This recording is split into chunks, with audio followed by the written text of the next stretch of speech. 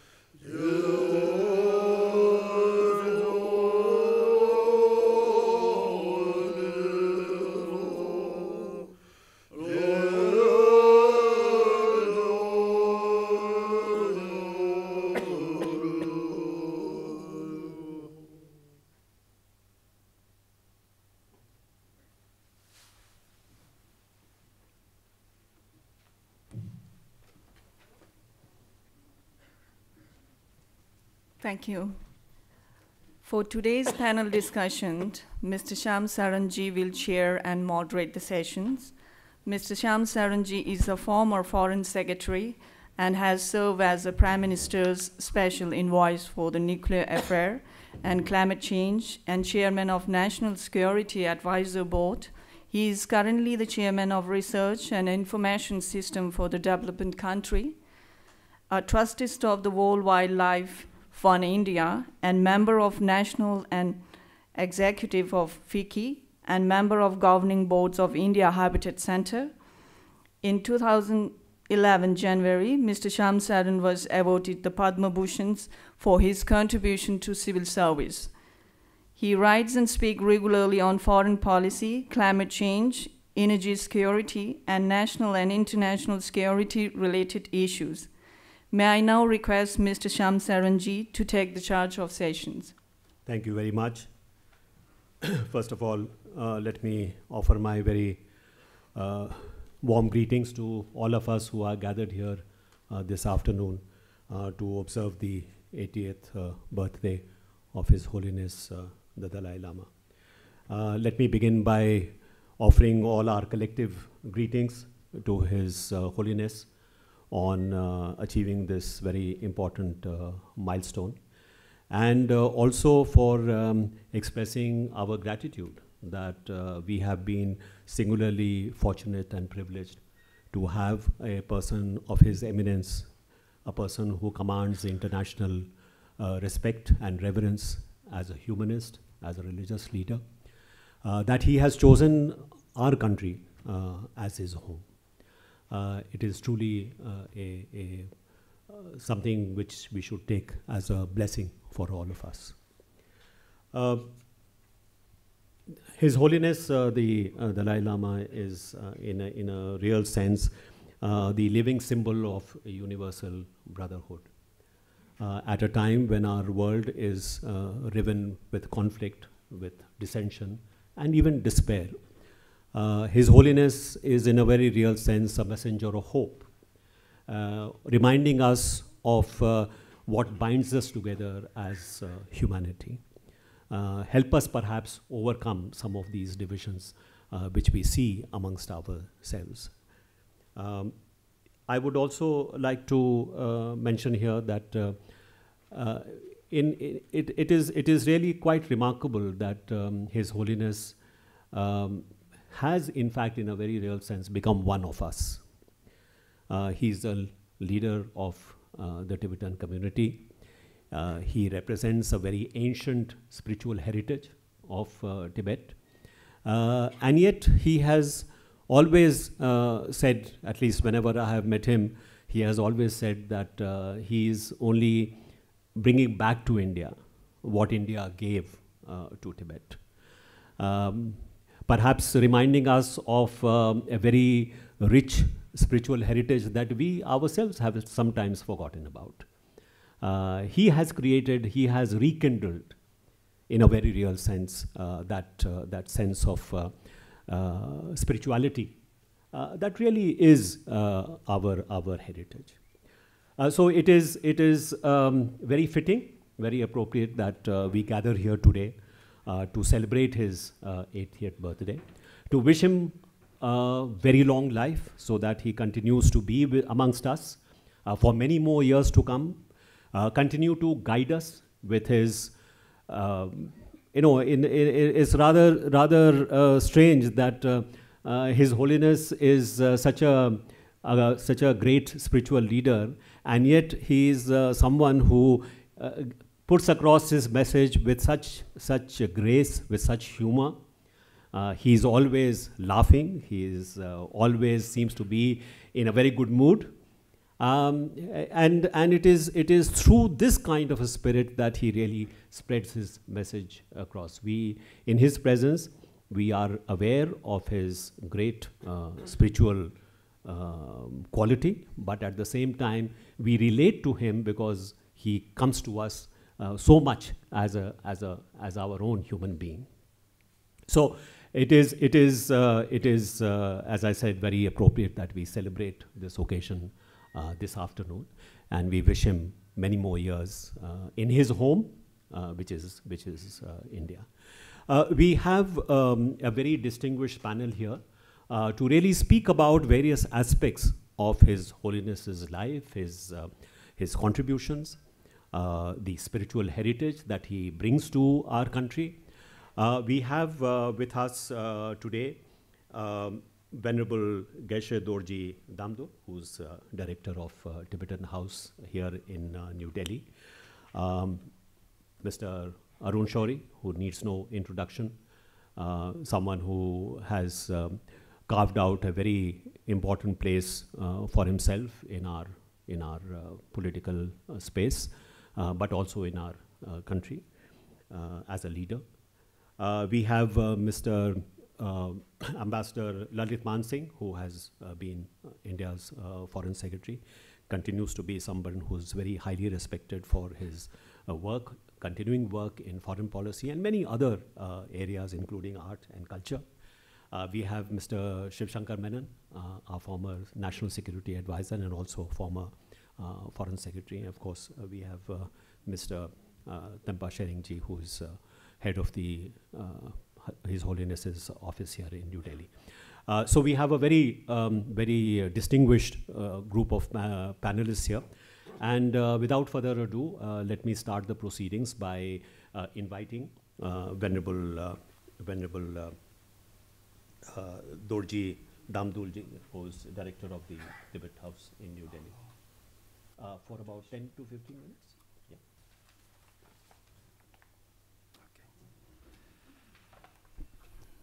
First of all, good evening, every one of you, respected chairperson, and all the dignitaries here, and my brothers and sisters.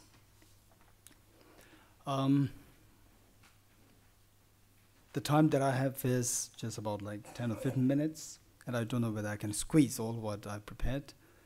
No matter what the situation is, the topic that I'm given is Nalanda tradition, the science of mind. The reason why this topic, I think, is chosen is that His Holiness the Dalai Lama, while he being a spiritual leader, at the same time, he has numerous facets in terms of making contributions to the world. And one of which is bringing out the greatest of the legacies the past India left, and yet diminishing, as rightly pointed out by the chairperson, not aware of one's own treasure. So this part is what is known as the tradition of Nalanda University, erstwhile Nalanda University. So here, if you look at the picture, we have His Holiness the Dalai Lama, who is being loved by millions of people. And the reason why he became one like that, irrespective of who the other person is, the audience, whether Buddhists, non-Buddhists, Tibetans, Chinese, or whatever. So everyone loves him. And the reason why he is loved for is that he has something inside, a quality. A quality is there. So that quality he acquired through the tradition which Tibet inherited from the past India. So the topic, as I said earlier, given to me is Nalanda tradition, science of mind. And Nalanda tradition, which I am talking about, is not something which is currently being coming up. It was what existed from the 1st century AD till 3rd century AD. And okay, here.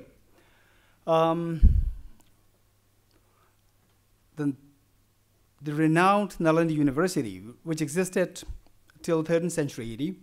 If you look at the picture now, this is the ruins of Nalanda University. Very unfortunate, it disappeared.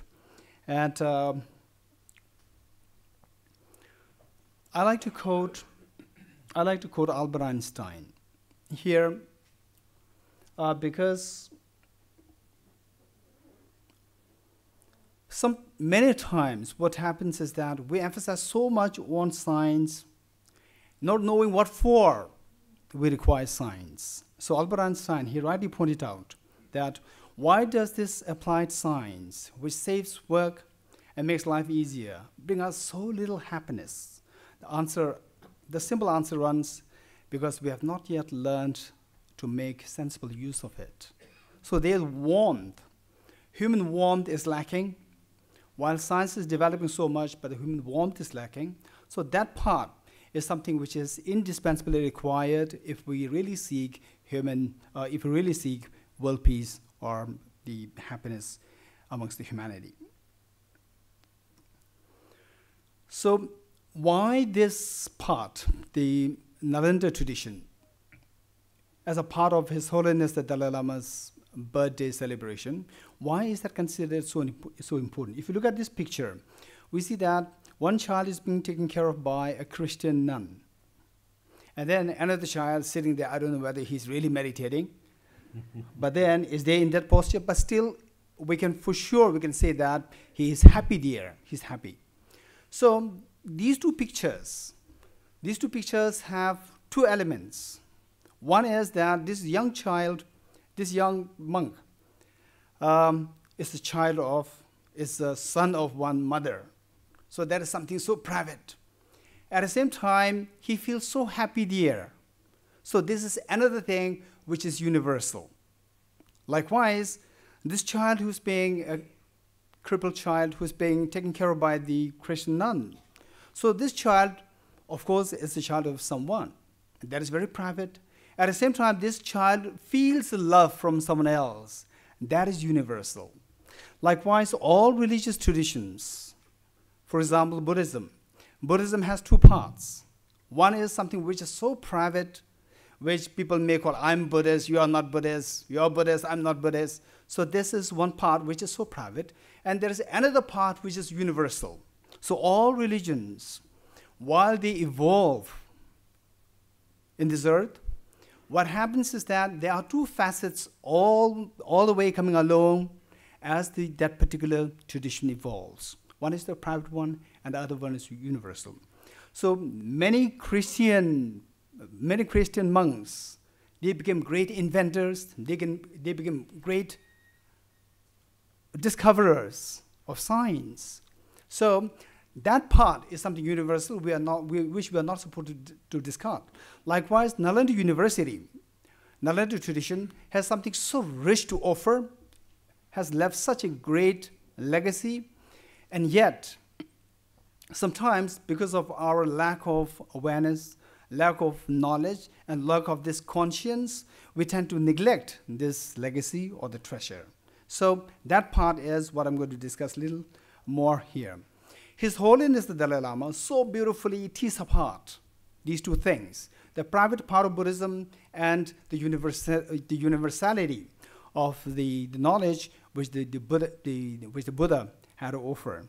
So His Holiness the Dalai Lama, one of his greatest contributions is to tease apart the various traditions, Hinduism, Buddhism, Christianity, all these into two sections. One which is very private, which is known as the third part. If you look at there, the third part is the practice or the ritual part. That is very private. It has nothing to do with if you are Buddhist, then the Hindu rituals, it has not much to do for you. Whereas if you are a Hindu, then the Buddhist rituals, they do not have much to do with you. Whereas the other two things, science and philosophy, which evolved along with that spirituality, so these two become very, very universal, which is to be treasured. Since that it evolved in India, it becomes the India's treasure.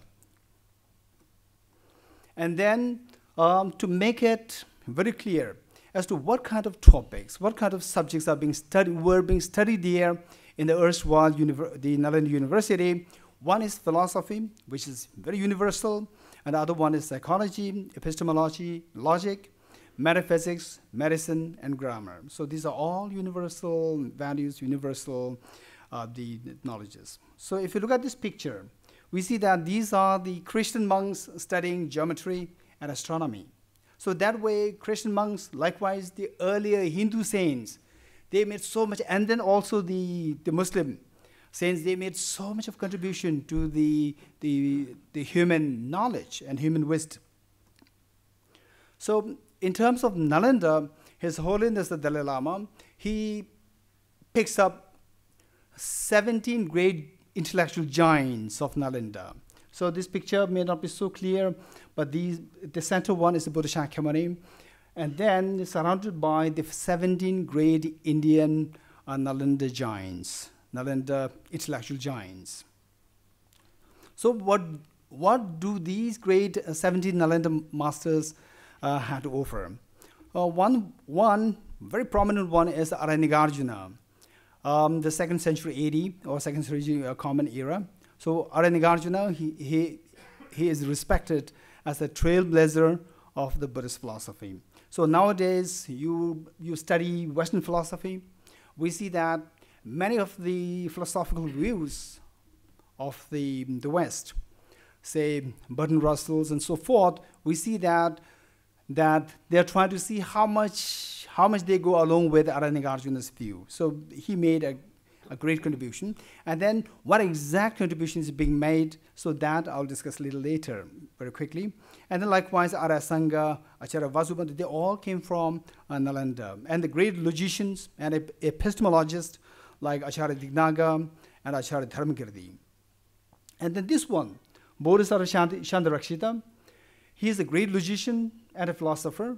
And in fact, he was responsible for making this rich tradition of India, philosophy and logic, take root in Tibet in 8th century AD.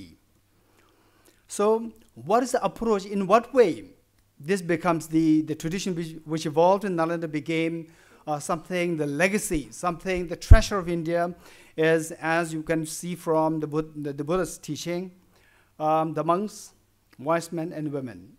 Just as a goldsmith tests the purity of the gold by cutting, rubbing and burning the gold, you should also examine my words and put them into practice, but not because you respect me. So this is the scientific approach. This is what how the modern science, physics, chemistry, biology, they all follow this approach. At one point when I was in England, I met with a brilliant physicist, and then he said that in this world only physics is education. And I said, what are you saying? And he said, only physics is education. And I said, why? Because all others, they are imitation of what was said by an earlier teacher. Whereas physics allows you to think liberally and think conceptually. So then I quoted this, the Buddha Shakyamuni's quote. This is from India, it's not from the West, it's from India.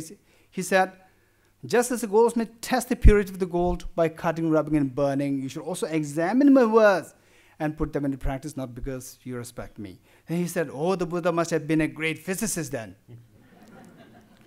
So this is approach. This is the approach being resorted to by the Western science. And of course, this is extremely important.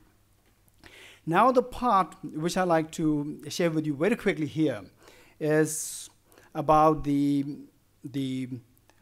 tradition, Nalanda tradition, which is so rich in the knowledge, the wisdom, as I said earlier, psychology, epistemology, philosophy.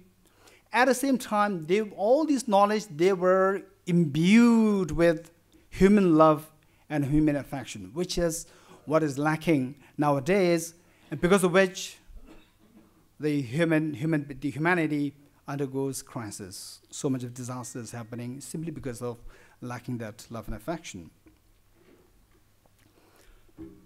One which is emphasized so much in Nalanda University was the knowledge. The objectivity of the knowledge, objectivity of what you're going to learn, objectivity of knowledge. And this knowledge, all these great philosophers, which I may touch a little bit later on. So all these great philosophers, they debate among themselves to establish the ontological reality. And as to what constitutes the ontological reality, finally everything boiled down to the understanding of the interdependency. And this interdependency, as His Holiness the Dalai Lama rightly points out, that it is of three kinds: And finally, the subtlest of which is the interdependency, where things come into being by dependence on your own mind. So if you look at this picture, we see that there is this machine operating there, and then there are many of these parts there, and all these parts, if you see that, we cannot really say that one single part is the most important thing. They are all interconnected. So if one part of the machine stops working, everything else stops working. So this is the reality of the humanity. This is the reality of the world, which this great Nalanda tradition established. So Albert Einstein, once again, I'm very, very fond of him. For he is not just an intellectual giant. He also had displayed such a human warmth and human responsibility. So this is so important, which would automatically connect me to what I have to say the next. So it reads, a human being is part of the whole, called by us as universe, a part limited in time and space. Okay, so before I continue reading this, I'd like to give you a summary of what he said. What he said is that, what he's saying is that how we react with the world, whether you are happy or unhappy, that is determined by how we interact with the world. And how we interact with the world is determined by how we perceive the world. And how we perceive the world is determined by how your mind creates. So if you narrow your thinking, then you create a very different worldview, and because of which you trap yourself in a prison. So this is what he's saying. So what he's saying is that simply try to see the objectivity of the reality, and then embrace not just your near and dear ones, but everyone else. Simply widen your circle of love and affection through knowing the reality, getting out of the illusion, getting out of the dream of illusion. So it says, a human being is a part of the whole, called by us, universe, a part limited in time and space. He experiences himself, his thoughts and feelings, as something separated from the rest, a kind of optical illusion of his consciousness. This delusion is a kind of prison for us, restricting us to our personal desires and to affection for a few persons nearest to us. Our task must be to free ourselves from this prison by widening our circle of compassion to embrace all living creatures and the whole nature in its beauty. Nobody is able to achieve this completely, but the striving for such achievement is in itself a part of the liberation and a foundation for inner security. Okay, so now, as Albert Einstein rightly pointed out, that we need to see the objective reality.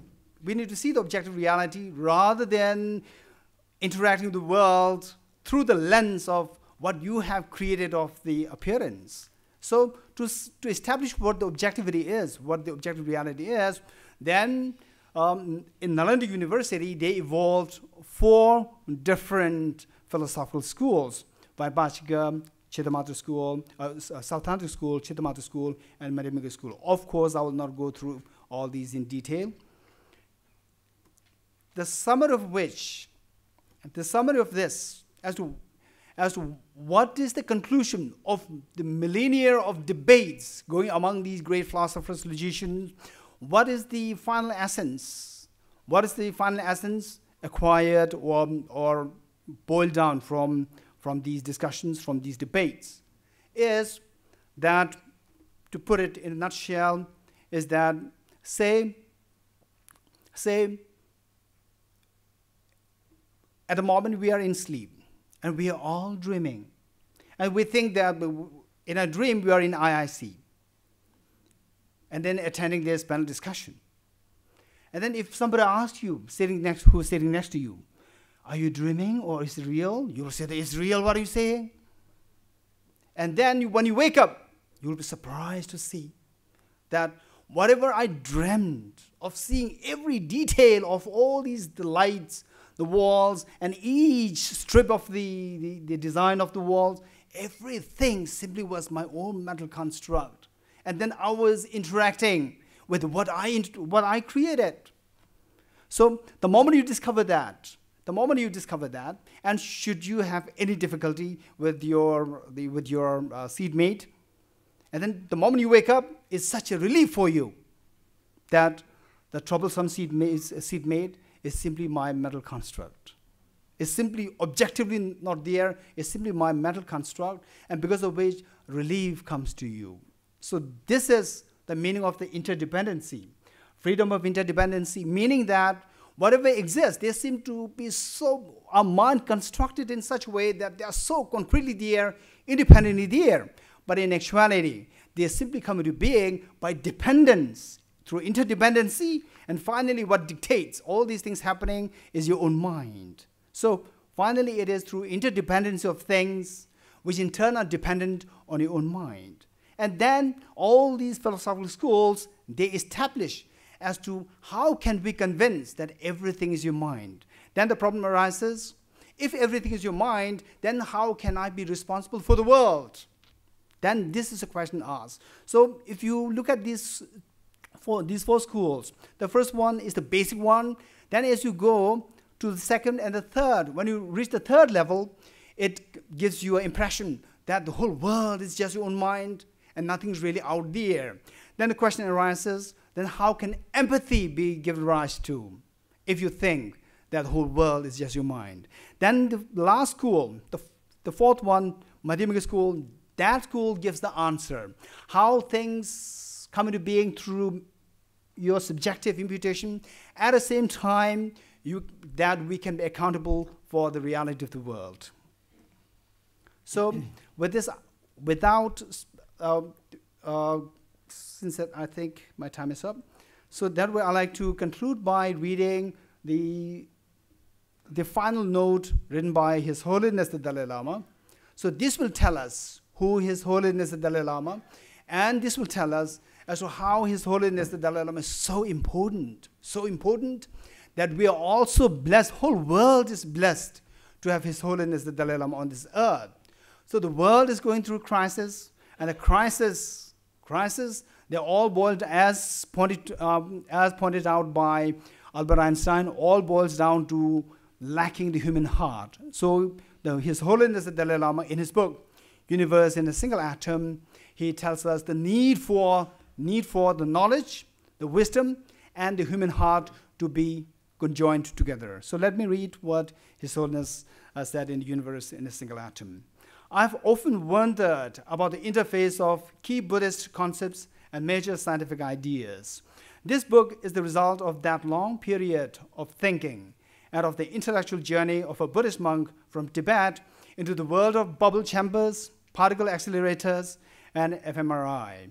Since the emergence of modern science, humanity has lived through an engagement between spirituality and science as two important sources of knowledge and well-being. Sometimes the relationship has been close one, a kind of friendship, while at other times it has been frosty, with many finding the two to be incompatible. Today, in the first decade of the 21st century, science and spirituality have the potential to be closer than ever and to embark upon a collaborative endeavor that has far-reaching potential to help humanity meet the challenges before us. We are all in this together. May each of us, as a member of the human family, respond to the moral obligation to make this collaboration possible. This is my heartfelt plea. Thank you.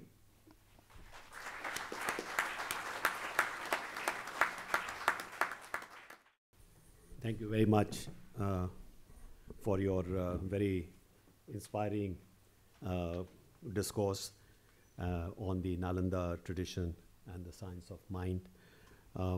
Of course, we know that Nalanda University for several centuries was a center of knowledge throughout, for the whole of Asia particularly. And during those centuries, it accumulated, it generated a very vast scope of knowledge across many disciplines. And it is said that when Nalanda was destroyed sometime in the 13th century, that its library alone was still burning for almost a month. So you can imagine how much of accumulated knowledge was actually destroyed during that time.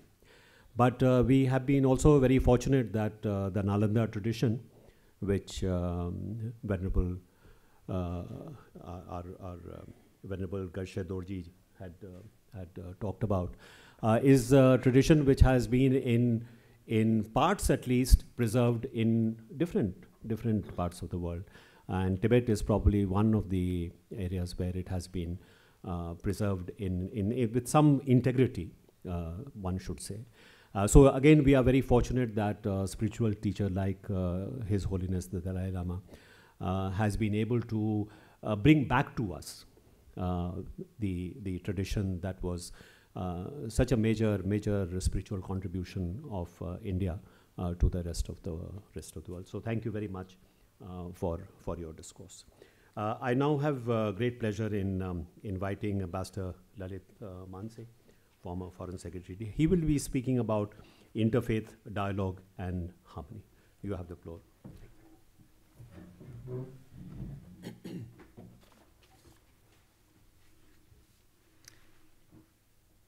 According to Buddhist theology, the Bodhisattva is a spiritually evolved being who has, through his karma, received nirvana, that is, an exemption from the cycles of birth and rebirth. Yet, the Bodhisattva is one who voluntarily forgoes nirvana in order to take life again on the earth, in order to serve humanity. For nearly 600 years, the Dalai Lamas have lived on earth as a reincarnation of the Bodhisattva of compassion, Avalokitesvara. And each one of them has come to life with a certain mission to help humanity. So the question is, what has been the mission of His Holiness the 14th Dalai Lama during his current incarnation? The answer has been provided by himself. He has said that he has 3 prominent commitments in life.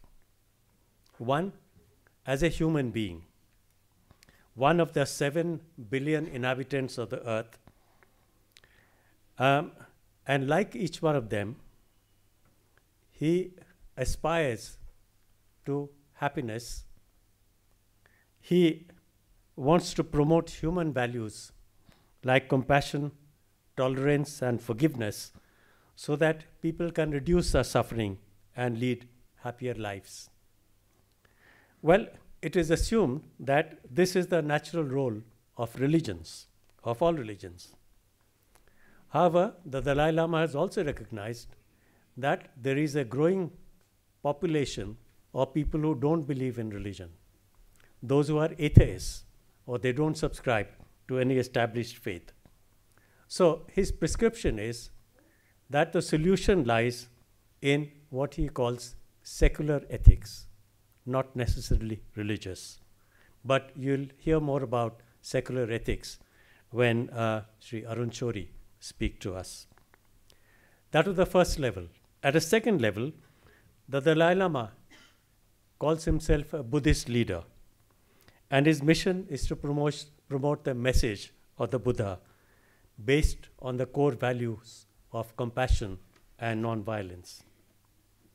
And finally, at a third level, he is the Dalai Lama, the spiritual leader of 6 million Tibetans whose cultural, human, and religious rights continue to be denied under a brutal regime. So these are the 3 levels at which the Dalai Lama has identified himself, and therefore he has defined his own mission in this incarnation. But all these 3 levels sort of merge seamlessly in the person of the Dalai Lama. Imagine that he became the leader of the Tibetans at the age of 4 when he was enthroned. He faced attacks on Lhasa at the age of 11 when he was in charge of Tibet. And imagine that at the age of 15, he was negotiating with the Chinese leaders like Mao Zedong for the future of his people. So the Dalai Lama has in fact been the face of Tibet, and he has been the international face of the tragedy of Tibet. And yet, as a Buddhist, he has restrained his supporters. He has restrained them for using violence against the occupiers or expressing hatred against them. That is the greatness of the man. Now, the Dalai Lama is not recognized as the head of Buddhism internationally, because there is no recognized head of Buddhism.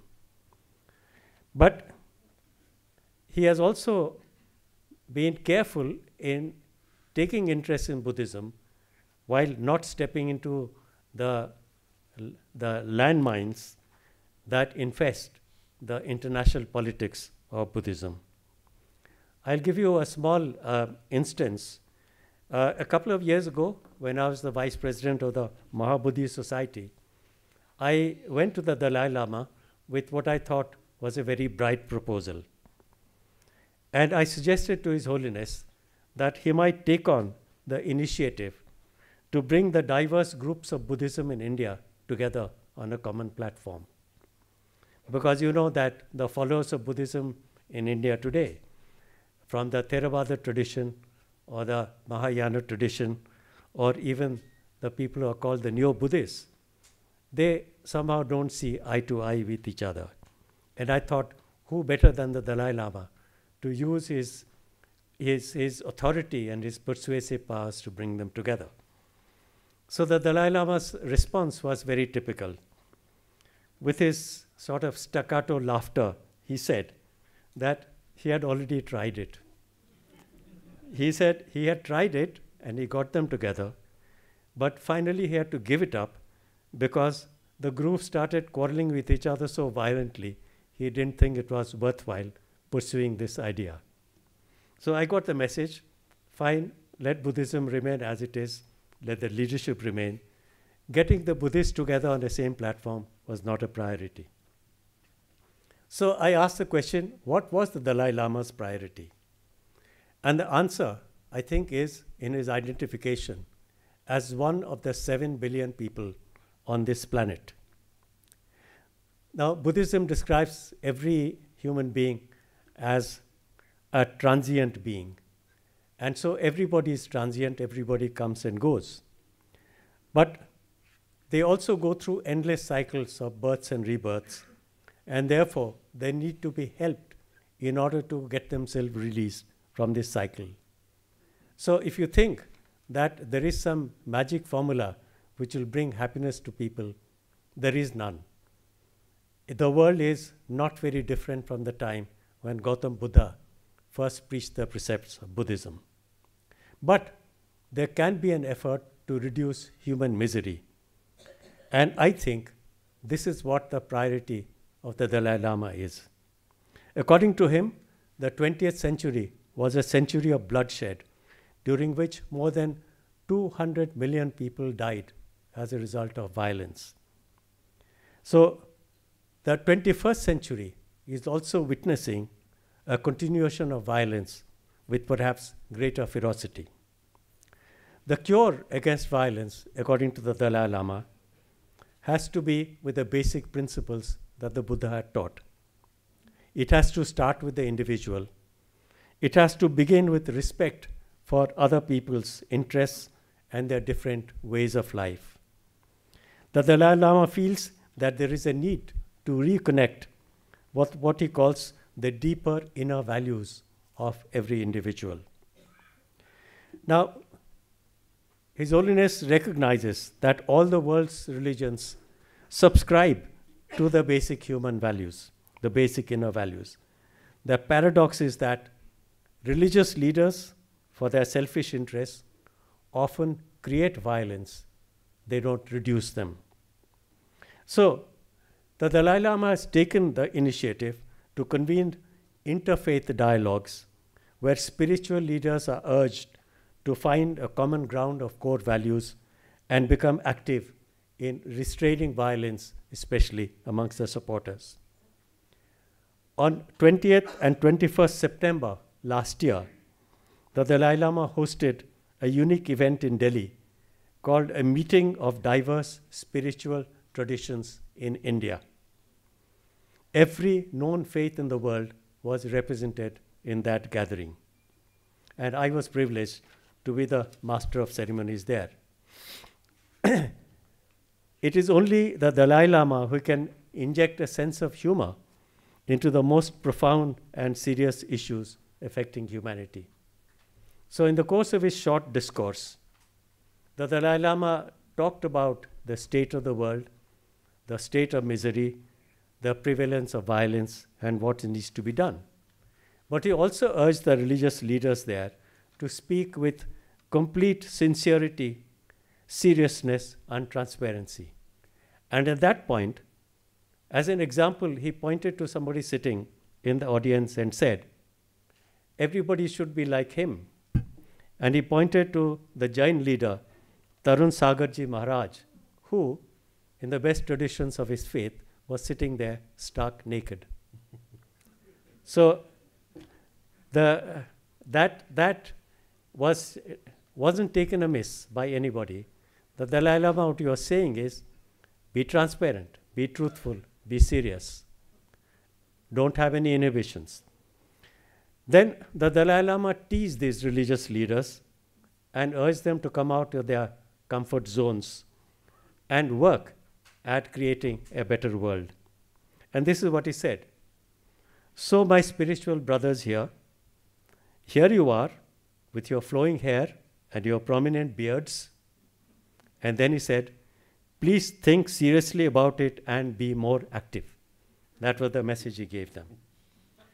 The prime example of what the Dalai Lama calls secular ethics is India. He said India is the only country in the world where all the world's major religions live together. They have lived together for more than 1,000 years.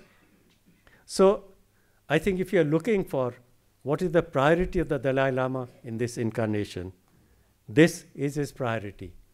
How to reduce misery in the world and how to address the problem of violence. And so the goal that he has maintained in his life is Interfaith Dialogue and Harmony. And this is where he's expending a lot of his energy. As he said at that gathering, all our different religions who are presumed to practice karuna should now join in an effort to make this century a century of peace, a century of compassion. Well, I know that on his 80th birthday, many of you as supporters and well-wishers and admirers of the Dalai Lama are worried about his mortality. But let me give you the cheerful news that he himself is not giving up that easily.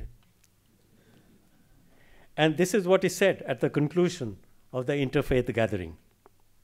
And I'm quoting him. I am now 80 years old,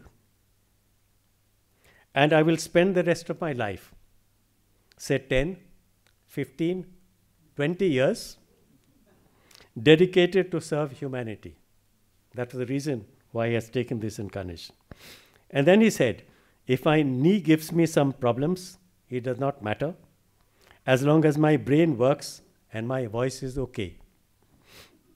I'll be able to come, even in a wheelchair, and carry on talking, blah, blah, blah, he said. This is the message, the birthday message, if you please, of the Dalai Lama in his own inimitable words. So, ladies and gentlemen, let me, on behalf of all of you, let us all wish His Holiness the Dalai Lama an active brain, strong knees, a clear voice, and much strength to his elbows for the next 20 years and more. Thank you.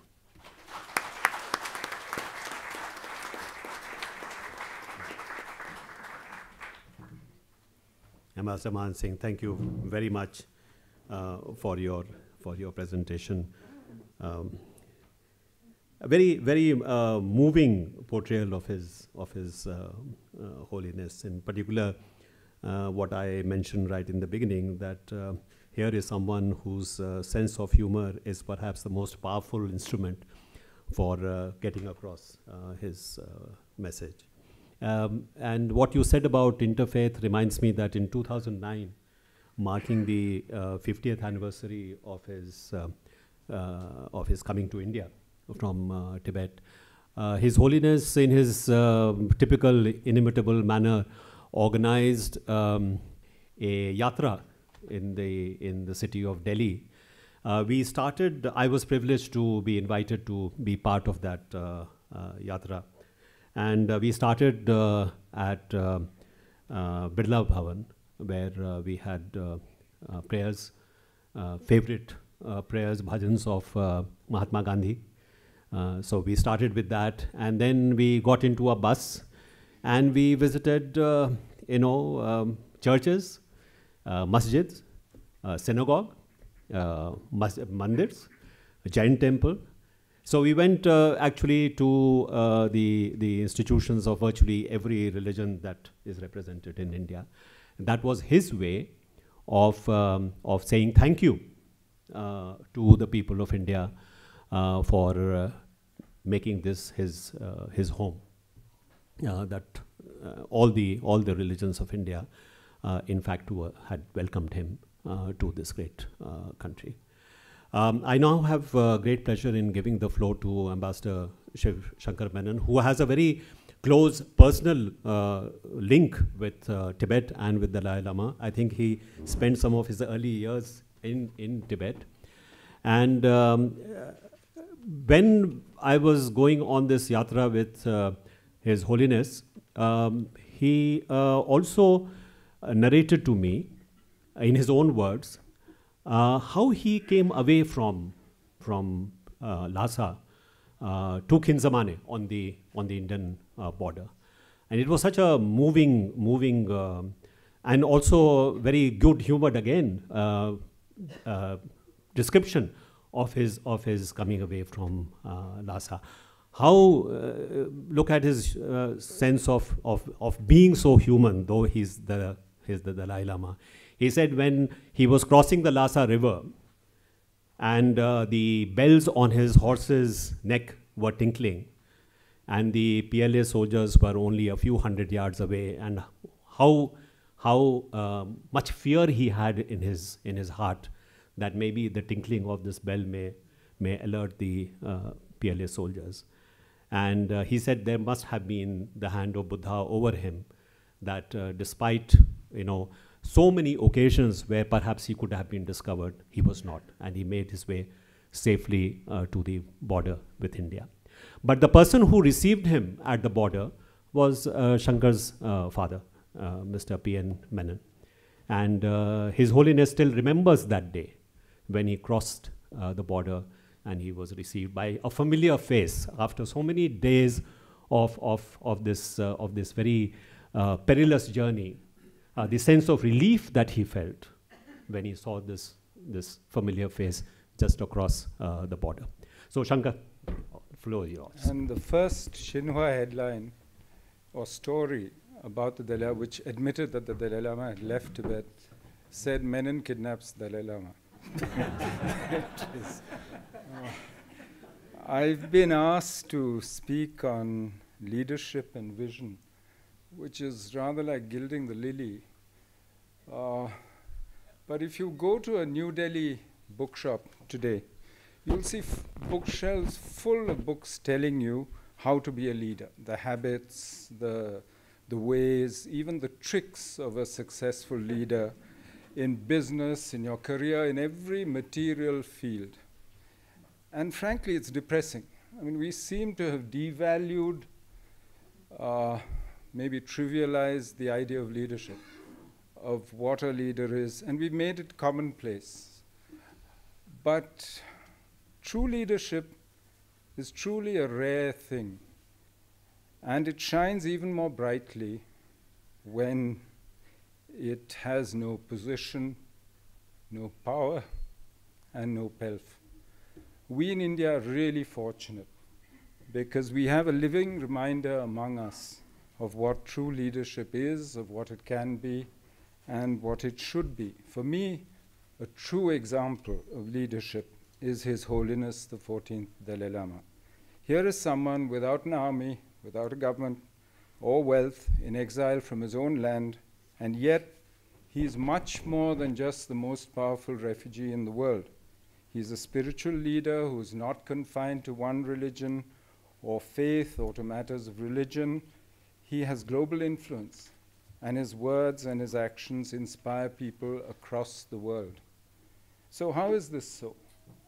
Shyam mentioned that I've been privileged, that His Holiness has been a presence in my life since I was 5, and my appreciation and understanding of him has grown slowly. It obviously has a long way to go and to grow in the future, but it's a measure of his greatness that he can communicate with all of us at any age, whether or not we belong to a faith or a religion, no matter what our beliefs, our education, our predilections. And I've often wondered, what is it that enables him to work as he does, and at so many levels and in so many ways? As one of the world's premier spiritual leaders, he has kept Tibetan identity and culture alive in the world's consciousness, and he has consistently sought to find peaceful and harmonious solutions to the political vicissitudes that have affected him and his people. And yet, he will tell you he is only a simple Buddhist monk, and he will lay much greater store by his contributions to keeping alive the long tradition of Buddhist practice, of science and philosophy, and the Tibetan culture with which it is so intimately interwoven, rather than all the titles and the honors that the world has bestowed on him. And it is as a Buddhist monk that he behaves, with all the rigor, the discipline that it entails. And perhaps that is one of the keys to understanding the phenomenon that is the global influence and leadership of the 14th Dalai Lama. He is always true to himself, to his own calling, to the middle path, to compassion for all beings, including those who oppose or vilify him. And this credibility has been maintained in good times and bad, when he was in Tibet, since he came to India in '59, no matter how the world and things around him have changed. And this is truly an extraordinary record of self-imposed discipline, of selflessness, of annihilation of the ego. The other unique aspect that, for me at least, of his leadership has been the sheer rationality and logic with which he analyzes issues and problems and speaks of them. The long tradition of Buddhist philosophy, which Geshe just mentioned, which has so highly developed logic and reasoning, bears fruit today in his teachings. But most significant of all for someone like me has been his vision of an ethical and compassionate world and his unremitting commitment to that ideal. His belief in peace and nonviolence has been maintained even in the face of violence and the suffering of his people. He argues logically that violence can only achieve certain short-term ends, but cannot attain long-lasting ends. To paraphrase what he says, violence begets violence. We cannot predict the outcome of violence, nor can we be sure of its justness at the outset. The only certainty is that where there is violence, there is always and inevitably suffering. To those who accuse him of being naive, he says, and I quote, "It is far more naive to suppose that human-created problems which lead to violence can ever be solved by conflict." And how true that is. Peace is not just an absence of war, but a state of tranquility founded on a deep sense of security that arises from mutual understanding, tolerance of others' points of view, and respect for their rights. Many centuries ago, the Buddha said that the only real victory is one in which all are equally victorious and there is defeat for no one. We live today in an interdependent world where the only peace it is meaningful to speak of is really world peace. In today's world, that is the only practical victory. Any other way will lead to disaster. His Holiness reminds us in his actions and words of the continuing truth of what the Buddha said. It is a lesson that those who consider themselves leaders should heed. And finally, I do think that the best way of celebrating his 80th birthday and honoring the example of true leadership that he has set to us would be really for us to rededicate ourselves to his purposes. I don't think we should leave it just to him and the next 10, 15, 20 years to do the things that he has dedicated himself to do, that Lalit Mansingh just mentioned.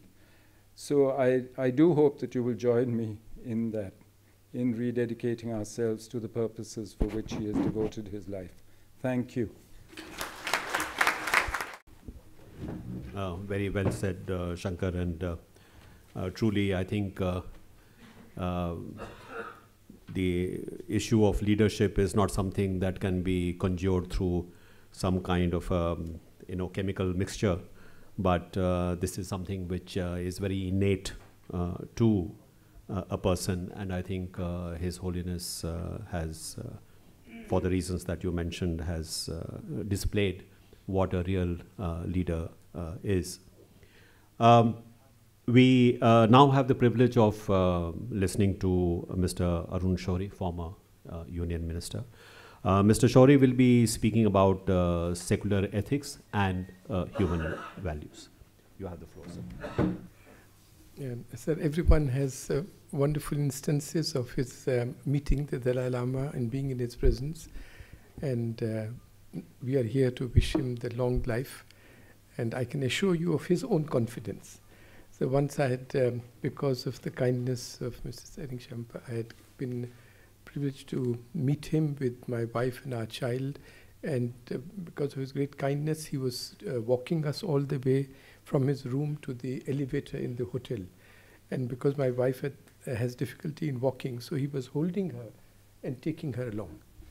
So she said to him, sir, we all pray for your long life and good health. And he stopped.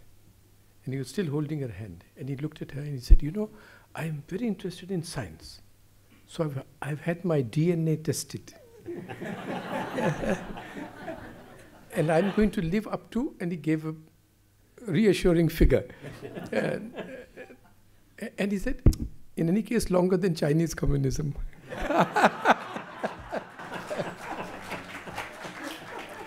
So we all wish him a very, very long life, and in any case, longer than Chinese communism. Sir, we have each been given a different topic so that a diamond can be seen from different facets. And I've been asked to speak on his contribution on this idea of a universal ethic.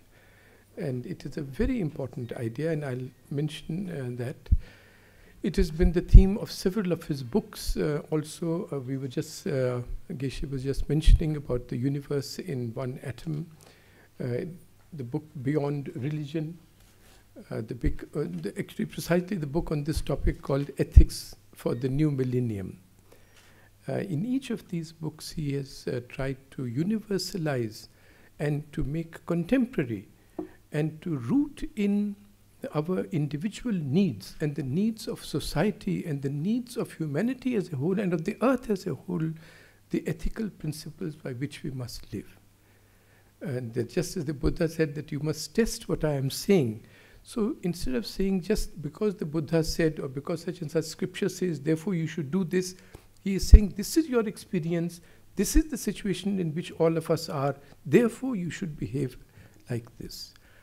And the best example of living by those principles, I mean, the best teacher actually is one's own life.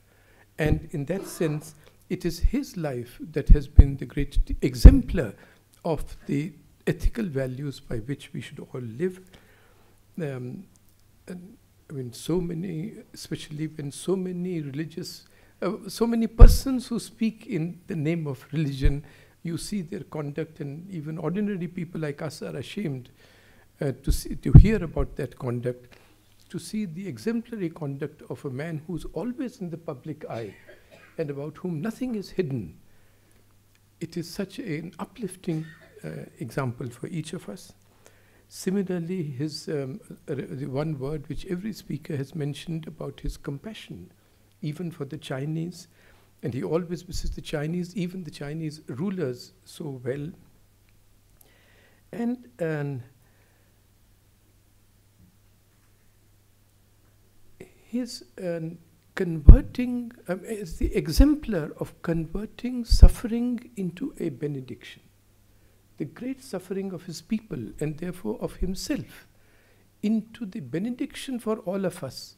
We keep saying that, and he keeps saying out of politeness and to encourage us, that I am only bringing back to India a tradition that was taken from here. But actually the fact is that we had forgotten that tradition completely.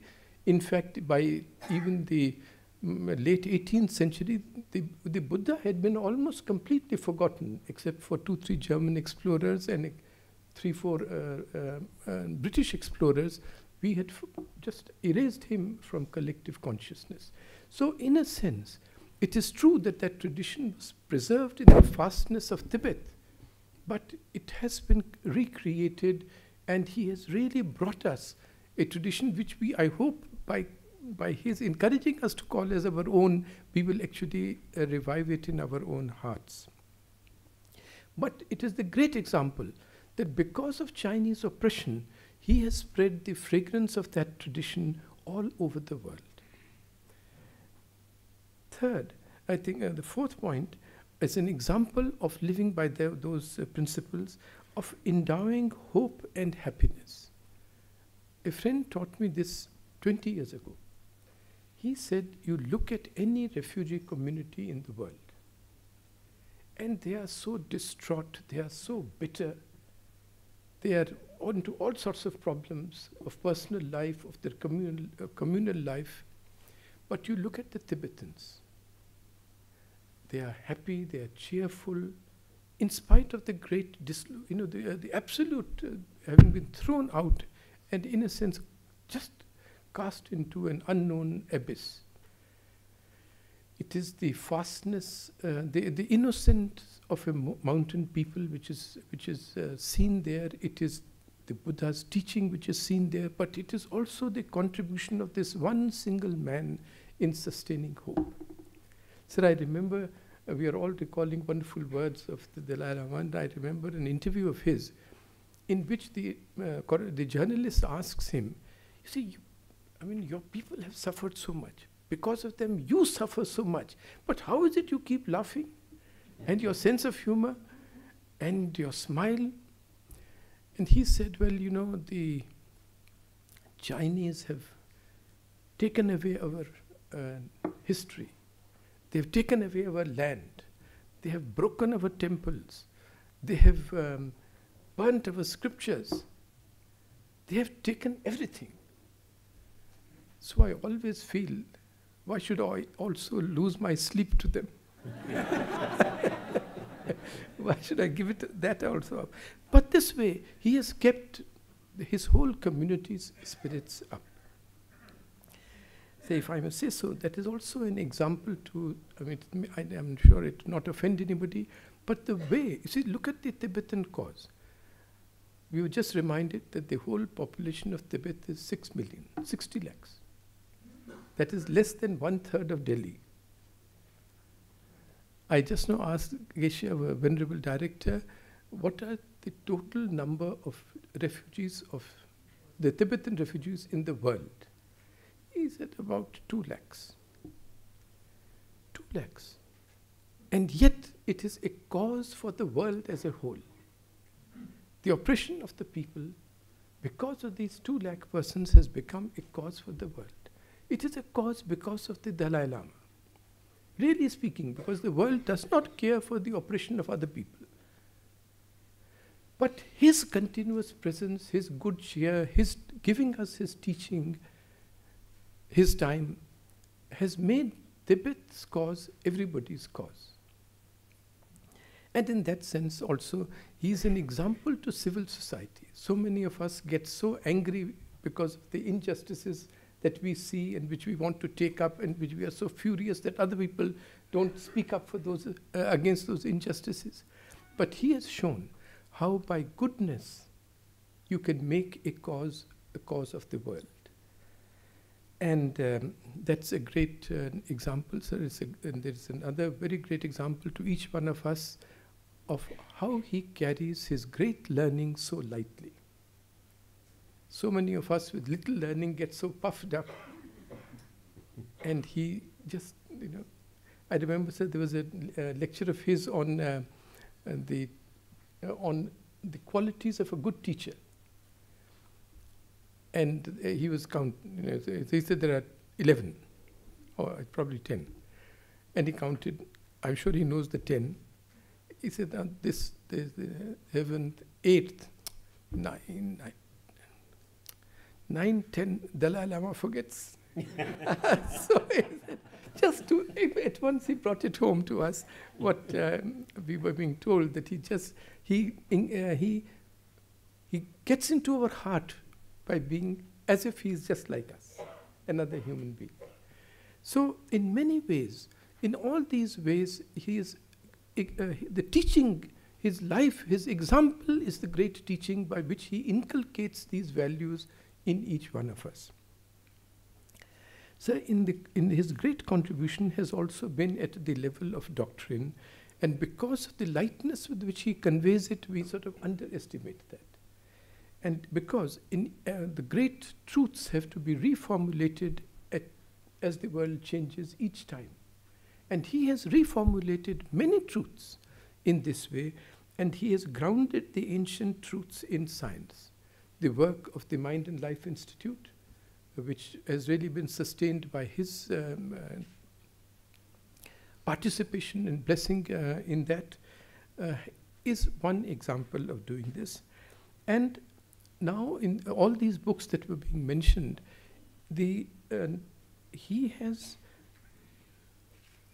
rooted the ethical principles in the basic and derived them from the most basic truths about humanity and of our life. That each one of us wants to be happy. It's almost like a cliche. That each one of us wants to avoid suffering. But from these, he will say, therefore, there is a basic attitude that is required. That basic attitude, one of the essential elements in that is discernment. Because of that discernment, we'll come to distinguish between things that give us only temporary relief and happiness, and those which give us an enduring and lasting happiness. And from that, he comes to the ethic of virtue, and so on. So all the great truths are rooted in and derived from basic human impulses and human needs. In the same way, you will see the chapters on ethics for a society, ethics for humanity, derived, let us say, from our exploitation of nature and the consequences of that. Even more important, there are many of his discourses and in his chapters in these books on ethics for the religious, and ethics for religion, and ethics for religious organizations come about. For instance, so much of discord has come about in the last many centuries, 1,000 years, because of the claims to being the exclusive possessors of the one truth. And that it is my God-given mandate to spread this particular truth. And to first offer it to you, and if you don't take it, then I must force it down your throat. Because of this claim of exclusivity, it leads to intolerance and therefore to violence. So he has taught us how actually we must be open-minded in these matters, the idea of a chosen people, and most important, the means by which I may spread the truth that I have discerned. In each of these, he has pointed out to the consequences of exclusivist claims and what happens as a consequence. And as I mentioned that they are in several of these books, each of these is, this particular contribution is, I believe, of fundamental importance, because if you see 50, even because of the rate at which knowledge is spreading, 50 years from now, religions as we know them today will be almost unrecognizable. That's what survives. Because already that you see that we know so much more today about the way rituals originated, about the way religions originated. There is the theory of mind, for instance, on all the psychologists will tell us, and how therefore to survive I must know what is in I must have a theory about what is in the mind of the other. And thereby I must endow him with a purpose. And also inanimate things, if the bush shakes, I must endow it with a meaning, because is it a tiger behind it or is it just the breeze? And thereby, so we developed a theory of mind, therefore we develop the obsession of endowing things, even inanimate things, with a purpose. Therefore, phenomena with a purpose. Once you have phenomena with a purpose, you must have a purpose giver. And therefore, concepts of God and all develop. So one way in which the origin of religions is explained. In another way, when this has been, as the group comes, we must all develop notions, we must internalize values which are required for the existence and survival of the group. If each of us keeps killing each other, the group is not going to survive. Therefore, no, you must not kill. But there are others who may be predators, so you must not kill each other, but you must kill the others. So these notions developed, and they have been traced to normal evolution of society. But as the group became larger, you had to supervise, to make sure in a small group everybody can know whether he is obeying the same rule, living by the same rules or not. But as the group becomes larger, we become anonymous. Therefore, while more eyes are watching each person, but everybody has become anonymous. Therefore, in a mob, you can do all sorts of things. You can kill and nobody will know. Therefore, you need somebody who watches you all the time. And who not only watches what you do overtly, but he watches what is in your mind. So God becomes the all-knowing creature. Now, there are so many such theories. When the lives of the founders of religions have coincided with their becoming the founders of states, then the idea of a jealous God has come. Because there are 20 tribes quarreling, in the end there must be only one dominant tribe. So you must enforce that only that tribe will be obeyed. And in that, the leader of that tribe alone will be obeyed. So not too many gods, only one God. And he is very jealous. If you don't obey him. Now, when we know so much more about religions, about society, about rituals, and now there are so many more hypotheses about the founders of religions, for instance, of persons who saw visions, of who heard voices, who wrote automatically. You know, many saints have said, not I didn't write, but it just came. Many mystics have said this. And this has been related to functions in the temporal lobe. So you know more about origin of religions, you know about the rituals, you know about religions, you know about the founders of religions. Therefore, the old notion that ethical principles should be rooted or derived from or taken as they have been stated in conventional religion and religion texts is not one that holds today. and will be eroded more and more gets known about religions and founders of religions and religious texts. Therefore, the contribution of the Dalai Lama in rooting ethical conduct and the principles of ethical conduct, from rooting them in basic human needs and not in just mere religious texts or derived religions or organized religions. It is a contribution of the greatest importance. And he is uniquely fitted for this task, and I'll end with just 2 sentences here. First, because of his openness. You see, I have not seen another leader, another religious figure who has given even a simple formulation. He has said, Buddhism must face facts. What a beautiful, but what a far-reaching statement. So he says that if new facts are discovered, for instance in neuroscience or in cosmology, and they contradict what was in the old text, you must discard the old text.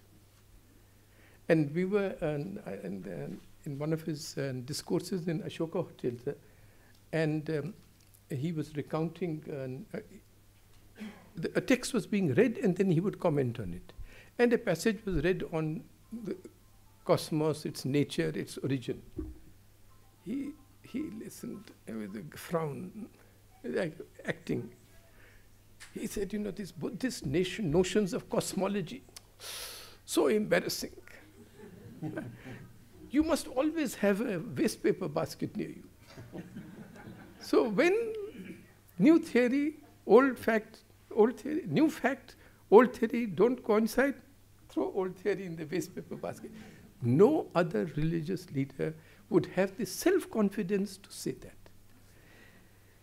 And similarly, in persuading the great Tibetan masters of meditation to collaborate and to make themselves available for study by neuroscientists, it has been a great contribution. It will be a great contribution tomorrow for therapy because of the discoveries that will be made on about the relationship of the mind to the body, but also of the therapeutic changes that can be brought about by working on the mind. And one is that he is uniquely suited, and second is that Buddhism is the most suited to absorb new facts in this way, because as he has said, he says always, Buddhism is not a religion, it is a science of the mind. So for all these reasons, his contribution at the doctrinal sphere also is of fundamental importance, and therefore we should always wish him great good health and the longest of lives. Thank you very much.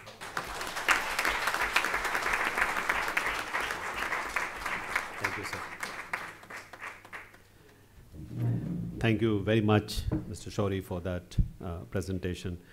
As you said, I think every great leader is one who is able to apply, what are universal principles, eternal truths, to the kind of contemporary world in which we live. And I think His Holiness is a living example of that.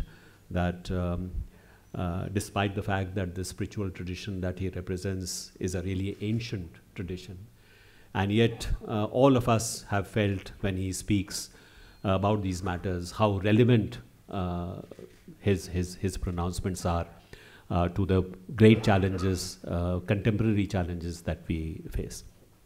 And truly, I think he's a person, greatness sits very lightly on his shoulders. We have now come to the end of the panel presentations.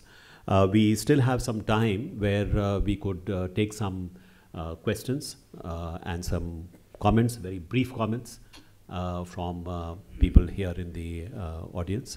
I would like you to please identify yourself. Please make your questions short or your comment very short. And if you would like to address your question to any particular panel member, please indicate who you would like your question to be answered. So the floor is open for any questions or comments. Yes, please. Sir, I am Brigadier Malik. My question is, now communism has become little more liberal and China is more intertwined to the complete world now, and they are not so ruthless in curbing the religious activities. In your visualization, when it is likely that Tibet will have better understanding with China and some of their earlier rights will be restored? Who would you like this question to be answered? We got 3 foreign service personnel So, and other visionaries, anybody. So let me ask my colleague Shivshankar Menon, who's come, please. You know, we might have belonged to the Foreign Service, but we can't predict the future. That even we don't claim that. I think it's a difficult question to answer, because I think what your question is really asking is how will China evolve in the future? And you'll get many different answers depending on who you ask. I mean, the optimists will say what you said, that ultimately human nature and their own evolution will lead them to a better understanding with the Tibetans. But frankly, I just don't have a clear answer to you for this question. I don't know if anybody else is. Thank you. Yes, please. Thank you very much. It's been such a wonderful afternoon, so comprehensively every dimension on the life of His Holiness has been dealt with. I work, I've had a great privilege to be part of His Holiness's journey on the interfaith issues. And I would like to know the kind of spiritual and religious path that His Holiness has demonstrated. Is that the true religion, after all? Because religion is supposed to be the cause of love and unity and peace. And when will we get rid of all these other religions and denominations within religions, which are so much the cause of conflict? Again, it's a bit of a futuristic, but someday or the other we have to grapple with this issue of what is true religion after all. Does human being require a religion, a dharma, a spiritual path, or can there be other alternatives? And the alternatives, of course, His Holiness has demonstrated. So is there some comment on how his interfaith journey can become so infectious that truly it influences the 7 billion people and helps us to live together? One of the pillars of learning to live together is one of the pillars of the UNESCO's education in the 21st century. But somehow, until it percolates into the education system and truly it is lived, I don't see much hope, because the civilization is going downhill the way it is today. Thank you very much. I think you have perhaps answered your own question. Because By the way, I am Dr. A.K. Merchant, trustee of the Baha'i Lotus Temple. I think why put a label on what you have actually described as the values by which we should live, whether it is given the name of a religion or not given the name of a religion is, frankly speaking, to my mind, not really very relevant. And I suspect that His Holiness would probably say the same thing. Yeah, yes, please. Yeah, please.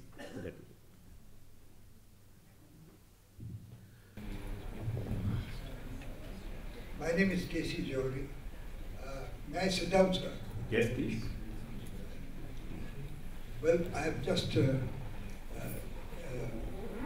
88 plus, 8 years ahead of the candidates. One short comment that when I just completed my probation in Siang and got charge of independence of vision, I got an order from the South Block that I should report to Delhi. I didn't know whether I was coming for posting or not. But when I arrived here, they told me that you were posted to Tibet. This was in 1956, when His Holiness was the guest of the Mahabali Society for 2500. And that was my first glimpse of him when he went to say farewell to the Prime Minister. I was also privileged to hear him. And perhaps I could hear that through the interpreter. And one of the most able diplomats, Papand, was the ambassador of India dealing with Bhutan, Sikkim, and Tibet. And Prime Minister told him, Panditji, it's not a secret, that look, you must be with your people when they are in trouble.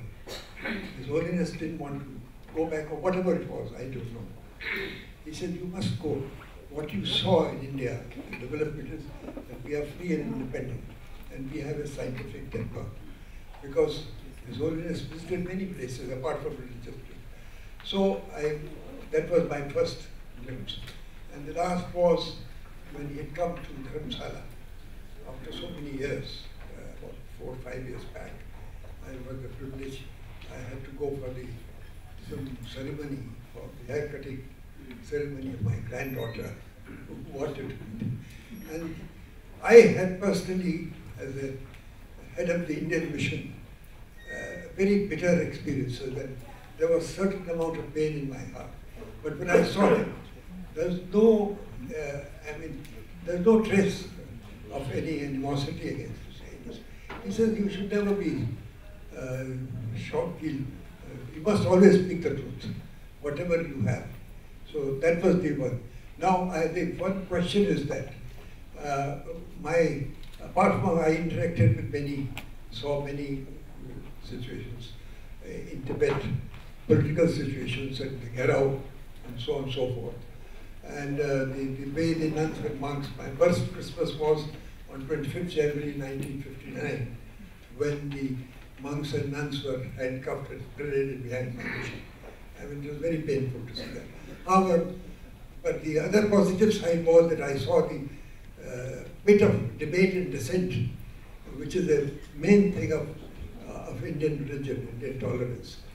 The debates which I saw, a part of it in Swami Monastery, and the circumstances in which His Holiness left was, I was told that he was being given the Geshe. We have a Geshe with us, that is the postdoctoral, and the Geshe is given after 7 years of minimum training, like you have an MPhil and so on and so forth.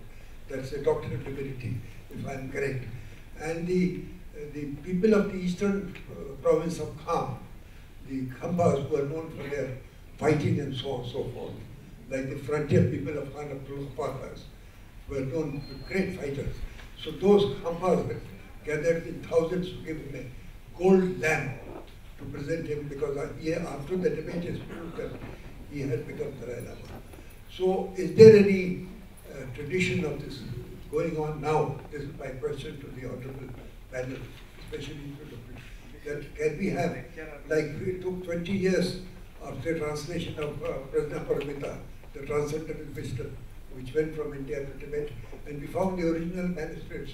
It was translated. Okay, I think we are running out of time, so if you could just we'll just ask whether there's any program of translation and the debate of Nalanda, which we started off. Yeah, would you like and access to Samya Monastery and Sera Garden and Trebo.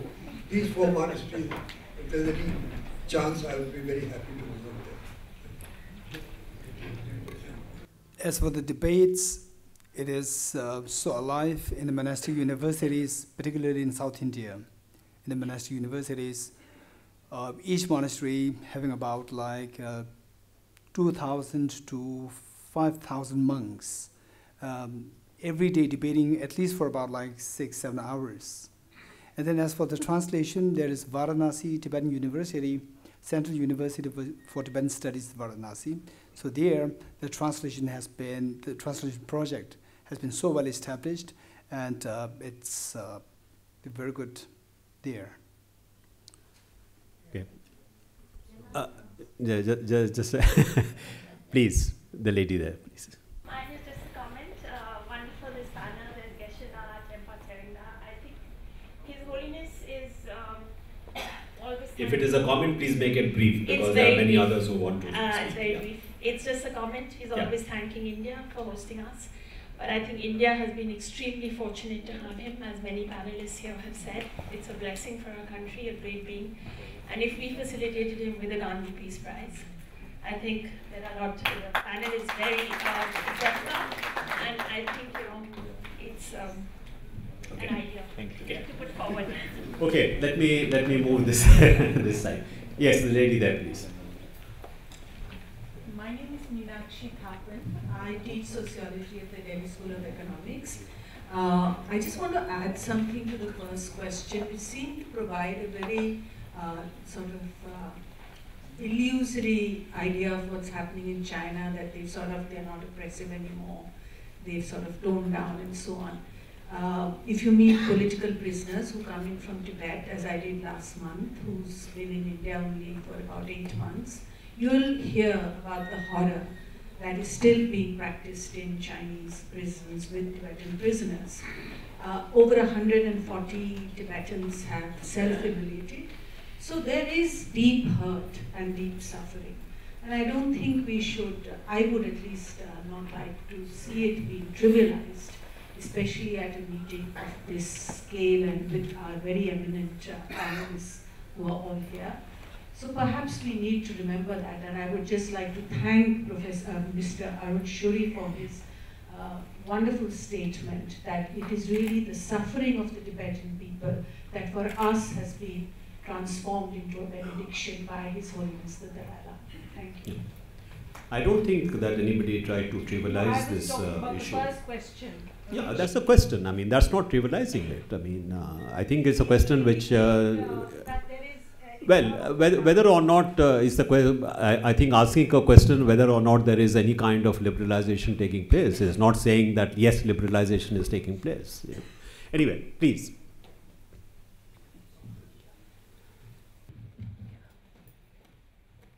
I think that Chinese occupation of Indian territory to the extent of 38,000 square miles and claiming 90,000 square miles more has origin to the wrong policy on Tibet by government of India and all foreign ministers and all foreign secretaries of the past.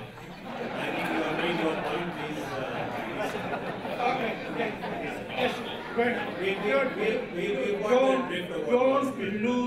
Don't lose your heart so soon. No, let me complete my statement. I think we know what you are saying. I'll take 1 or 2 minutes, that's all. And another fault of Indian foreign policy was that we are here to celebrate the birthday of His Holiness. I don't think we should let us keep to that topic. There will be other occasions to talk about this. They had failed in the nuclear and science policy of India, and that is also the fault of Ministry of Foreign Affairs. So Dalai Lama's question is very relevant because he also talked on science, as Mr. Dorji said, and the knowledge of our foreign ministry was very limited. In nuclear policy, they have failed. I think, please.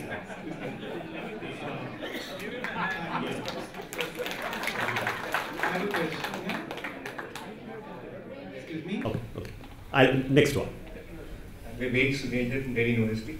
It's been a real pleasure to listen to all of you, and may His Holiness live long. Indian culture seems to be increasingly characterized by competitive, individualized materialism. we seem to be following more the American dream rather than perhaps what we may call an Indian dream, synthesized with the Buddha, Nalanda masters, Sufism, and so forth, where things were given a due proportion. Earth and calm and dharma and moksha all mattered, and love and compassion was important. But now, with ostentation, with competitive individualism, and with our universities and the schools no longer talking about Nalanda traditions, indeed no longer about talking about ethics at all, out of fear that we might hurt some religious groups, instead of talking about all religions and Plato and Aristotle and secular and so forth, and discussing love and compassion, we don't talk at all. So where is India going? And I'd like to hear the panel share some views. Okay. Yes, please. You have been waiting. I'm Vijay and I'm just a writer and a research scholar. Ekam Sat Vipra Bhavata Vajanti. Arun was talking about one truth. Where is this sense of parallel, multiple truths living together, which was the culture that India had for the longest time? You had all schools of thought. So what is the reason that you have lower levels of tolerance now? This is for Arunji. I'm asking, and is there a reason that this ancient tradition that we take so much pride in is in such a diluted form now, that we have to compartmentalize it, look at hegemony, look at power structures, and then consume it? And where is this sense of unified peace that we once had, which seems to be lost? Okay. Any other question? Yes, please. Yeah. I'll come to you. Yeah, let me express my privilege for attending this panel. Please identify yourself. My question to you is that... Please identify yourself. Yeah, I'm Lalit Sharma. Sir, I belong from Punjab. I completed my BTech there and I work here with an IT firm. Okay. So my question is collective for all of the panel here. So since the stories of all the young Tibetans self-immolating themselves, it matters to me. So I want to ask you, what is the end game of all this? I mean, since all the struggle of the spiritual leader Dalai Lama and all of his struggle crossing the Tibet, escaping the Chinese invasion, how does this all end? Because in my view, the best way India can help the Tibet people is to send them, give them back their proper home from where they come. So what is the end game? How does it all end? I mean, do we make China pay for what it did?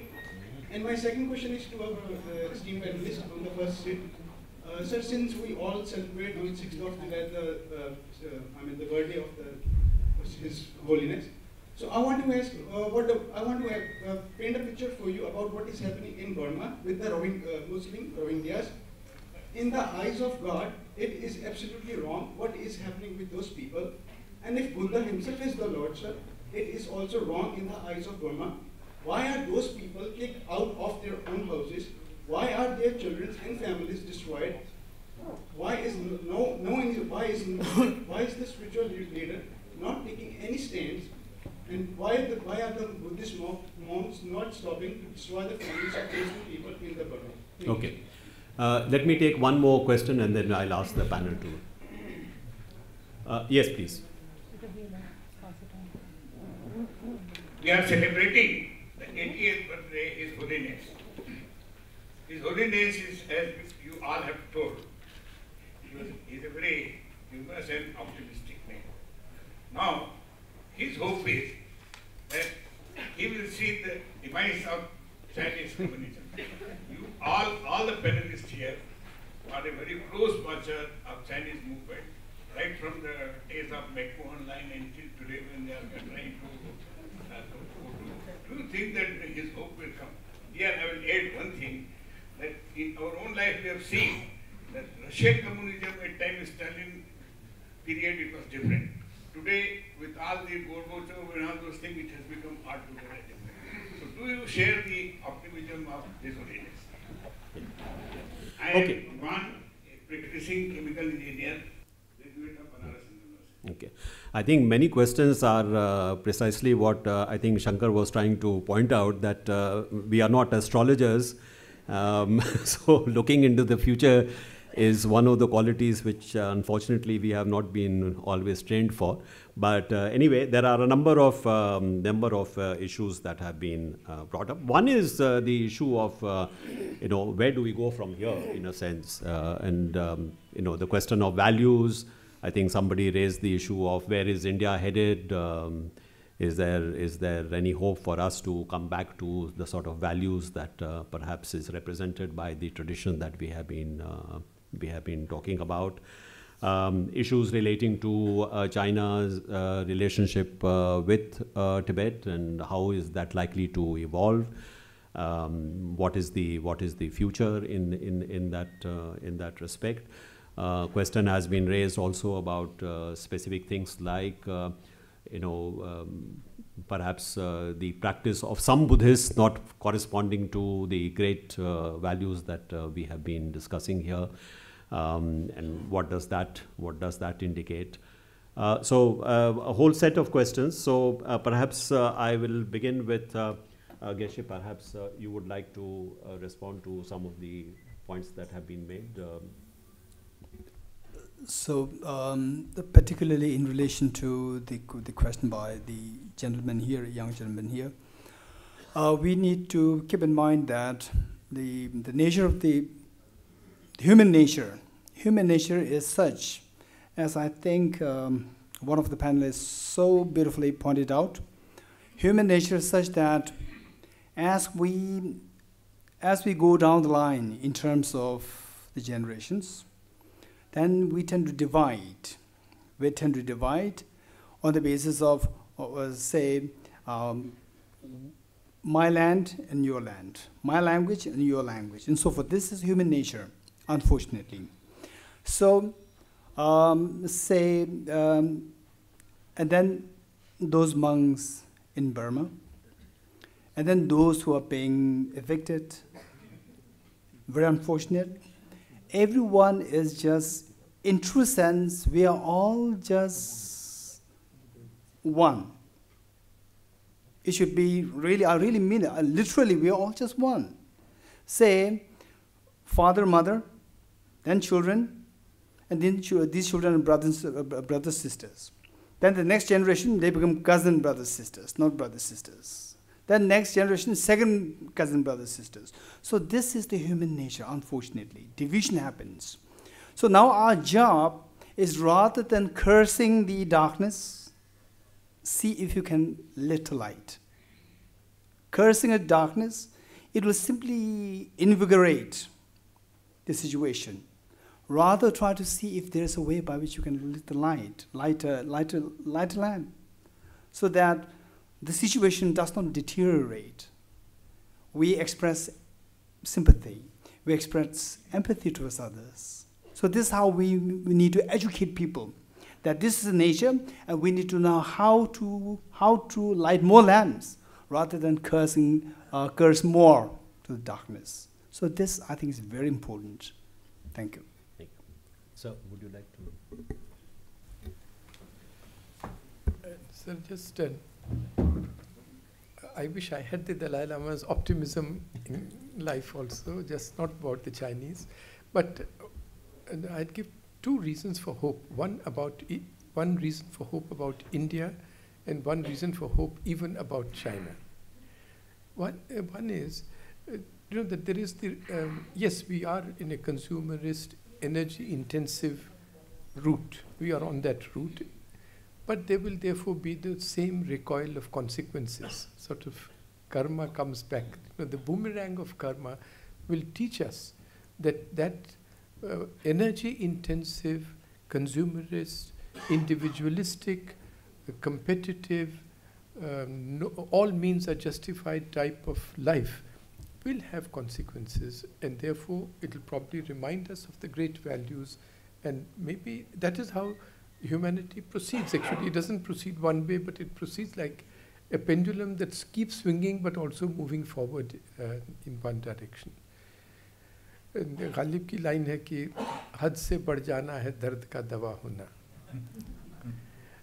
Similarly about the Chinese, because the Chinese people, even if not the governments, even if not the princelings, but the people as a whole, must be having the same daily problems, the same suffering, the same joys, and therefore they will be reminded eventually of the great spiritual truths, just as many of us who grew up.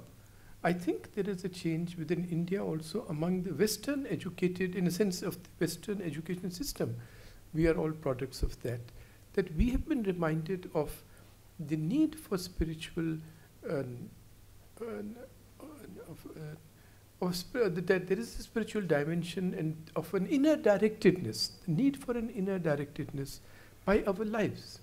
So they will also be reminded by, they are pursuing the energy intensive individualistic thing in a very big way. Even there will be recoil of consequences on them even as a country. I do not think that any other country today has unified others against themselves as China has in the last 10 years. By disregarding Deng Xiaoping's advice of keeping a low profile, etc. Now, by overt aggressiveness, they have fomented a coalition of the persons who are frightened by them. The same thing must be happening in their own individual lives. So I remain, whether this will happen soon enough for the Tibetans to survive, it is not possible to say. But that eventually everybody will come to realize the value of the great tradition which the Tibetans have preserved. Of that we can be optimistic. Thank you. Thank you very much, sir. Shankar, would you like to? Well, I really have very little to add, but I think if you look at it empirically, look at our own experience over the last 30, 40 years, would we have predicted 40 years ago that China would be what she is today? She has evolved considerably. I mean, this is not the China that, and if you had drawn a linear extrapolation from where it was, you would not have predicted what we see today. So I would not give up hope just because we don't like what we see, because we're angry. As Geshe said, cursing the darkness is not the answer. I think the fact that so many of us are here today, that if you see the fact that today, look at His Holiness's influence in the world, look at the response that we get, the fact that in every which way, even in this material society that we are so upset that we see around us, even in this, you look at how many young people today have turned to various forms of spirituality. Maybe it's not what each of us might like and so on, but it is growing. I don't think we should give up hope. Now, the problem with this is there's no science to predicting how these things evolve. As I said, no evolution in the past has been linear. So if we just extrapolate from today, we'll come to the wrong conclusions. But for me, the important thing is that we, each of us, take responsibility for our own lives. And that's what the Dalai Lama teaches us. If you read it right through, we are the ones who are going to make the difference. I mean, there is no other way of doing this. There's no point saying, oh, the Dalai Lama will take care of all our problems, or, you know, some jealous God is going to solve these problems for us, or history or geography or some abstract noun will solve these problems. And I think it's really for us to try and make the outcomes good. And I think that's important to remember when we analyze it. It's very easy to stand up and curse and say, oh, nobody's doing their job, people are terrible, everything is bad. But that's not going to lead to any good outcomes at all. Well, like Mr. Shourie, I wish I could be as optimistic as the Dalai Lama. But I do appreciate his optimism. And he's got solid reasons to be optimist. Somehow, this unique human being has a filter in his brain which filters out every negative feeling about anybody. Despite what has happened in Tibet, there is not an unkind word he is going to say about the Chinese. And he always looks at the brighter side. Consider the fact, he says, that so many Chinese are now practicing Buddhism. This wasn't there before. There was a time when Chinese were not going into Buddhist temples. They are. There's an estimate that about 20% of China's population actually consists of practicing Buddhists. That's a remarkable change. The Dalai Lama himself gets these inputs from Chinese who meet him when he goes abroad. And he knows that they go back with blessings. They go back carrying icons of the Buddha, which they privately worship in the homes. There are changes taking place in China. And so, in his optimistic way, he foresees that at some stage, the Chinese will grant the Tibetans the cultural, religious, and human rights which they are entitled to, even within the sovereignty of China. But I want to shift to another issue, which is, have we done enough about Tibet from our point of view, from an Indian point of view? And what I'm going to say to you is my personal view. It is not the official view. In fact, it's not politically correct in some ways. But I do believe that we need to be more assertive about our concern for the Tibetans and their fate. Because the Tibetans have preserved for us a precious part of our heritage, which we have now got back. It is time to pay back that huge debt that we owe to the Tibetans. There is nothing in our foreign policy which says we cannot express concern for the rights of fundamental rights of people who are oppressed. Remember that Mahatma Gandhi wrote to President Roosevelt about the plight of the blacks in the United States. He didn't hesitate. Remember that we sent troops to Sri Lanka because we felt that the Tamil citizens of that country were not being treated fairly. Remember that we took up the cause of Fiji in the Commonwealth. Remember, we took the lead in breaking down apartheid in South Africa. So let us not imagine that we are somehow restrained from expressing our emotions or views on oppression which takes place. I think India should have done better. As Pandit Nehru accepted, he said, I failed Tibet, I failed to protect Tibet. But it requires a big man to accept that he didn't succeed in what he thought would be the outcome. So no matter what happens, I think India should now take note of what is happening in Tibet and at least raise the issue with the Chinese when we have bilateral discussion. That is my private view. Somebody raised the question about the Rohingyas. I'm glad you raised it. I think Rajat Sharma, you did it, yes. I have noticed that when you ask Buddhists from different countries, they tend to put it under the carpet. The only man I know who has squarely faced this issue is the Dalai Lama himself. He has said publicly that what is happening with the Rohingyas is wrong, and Buddhism is based on non-violence, is based on respect for others, and that is not being done to the Rohingyas. I think he's had the courage to say so. I think we should applaud him for that. Thank you. Thank you very much. I think we have now come to the end of what has been a very rich discussion, but also a vigorous debate, which would be something that Samye Monastery may have witnessed in the past. As you can see, there are many paths to the truth, and you have seen how a variety of views have been expressed here. But through all that, the running theme has been that we are all blessed to have His Holiness the Dalai Lama amongst us.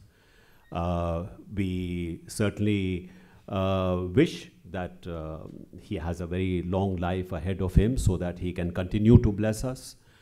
We certainly hope that the kind of suffering that the people of Tibet have been through, this is something which will undergo a positive change. As Shankar has pointed out, that we should not predict, but neither should we believe that nothing will change. I think there is enough evidence to show that there are big changes taking place across the world, and China is not immune to those changes, just as India is not immune to those changes. With respect to our own what contribution we can make, Let me say this, that in some of the recent conversations we have had with Chinese, not official conversations, but there are many other fora that we discuss many issues of interest to us. One of the things that we have been able to put across quite openly and frankly has been that the Chinese sense that, you know, His Holiness is like a perishable commodity, that, you know, once His Holiness is not on the scene, the Tibet issue will resolve itself. I mean, from the Chinese point of view. We have pointed out that that's a grave mistake, that problems will probably begin when His Holiness may not be on the scene. That if there is anyone who can actually be the medium through which some kind of reconciliation can actually take place with the people of Tibet, it is actually through His Holiness. So maybe that message is to some extent getting through, because as has been pointed out, a lot of Chinese nationals, you know, in the last few years have actually been coming to India and going and listening to the discourses of His Holiness. The numbers have been increasing year by year. So somewhere there is a hunger for that kind of spiritual message that, you know, we have been privileged to hear here in India. That is also something which is filtering through into China. These may be little green shoots that we see today. Perhaps they will grow into something more substantial. But I believe that there is a reason to be optimistic, and perhaps there will be a time when it would be possible to see this kind of a reconciliation process actually taking place. Once again, let me thank all of you, the very distinguished panelists who have joined me today. Oh, sorry. Okay. You will be... Vote of thanks. Yeah. I was just coming to that. Yeah.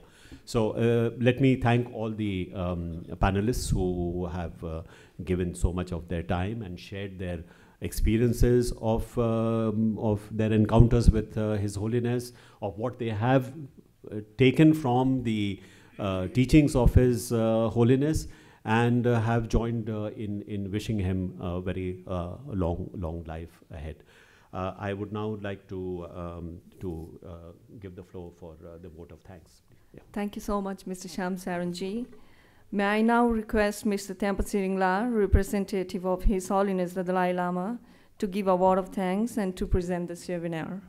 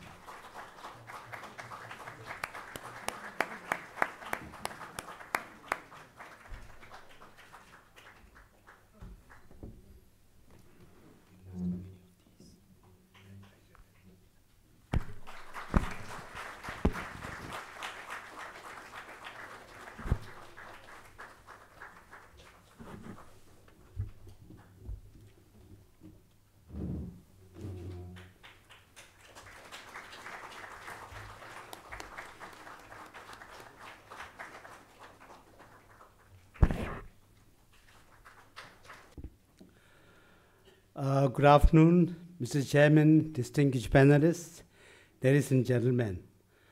I'm very sure that you all will agree that we had an extremely exhilarating, informative, interesting, and a thought-provoking panel discussion on the life of His Holiness the Dalai Lama and his contribution to humanity. On behalf of all of us, I would like to thank Mr. Shyam Saran for chairing this panel discussion and for his introduction. I would also like to thank each one of the distinguished panelists for the most interesting and enlightening presentation that they gave. We are all aware that members of the dais, except myself, are extremely busy personalities with very hectic schedules and demanding programs.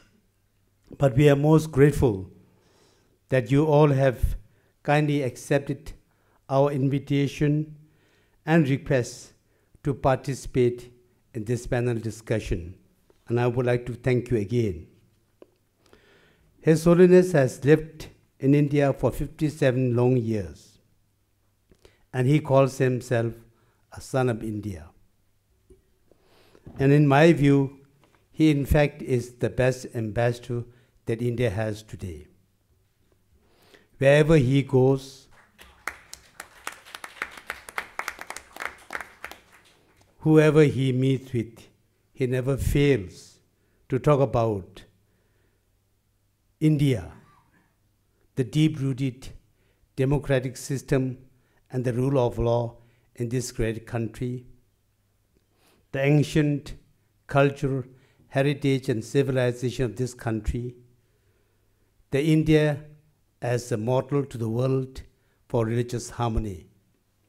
I'm therefore extremely happy that we have a large number of distinguished personalities and public here to participate in this discussion to celebrate the 80th birthday of His Holiness the Dalai Lama. Finally, may I thank India International Center for their fullest cooperation and support, not only for this program, but for our programs and activities. Thank you again. And now I have a very short kind of announcement. And we have on the art gallery above this conference hall an exhibition of photographs and Thanga paintings on His Holiness and books by His Holiness. If you have visited, we're happy, but you have not visited, please kindly visit the exhibition. You may enjoy it. And after the program here, we have tea outside, and please join us. And thank you once again to everyone. Thank you very much.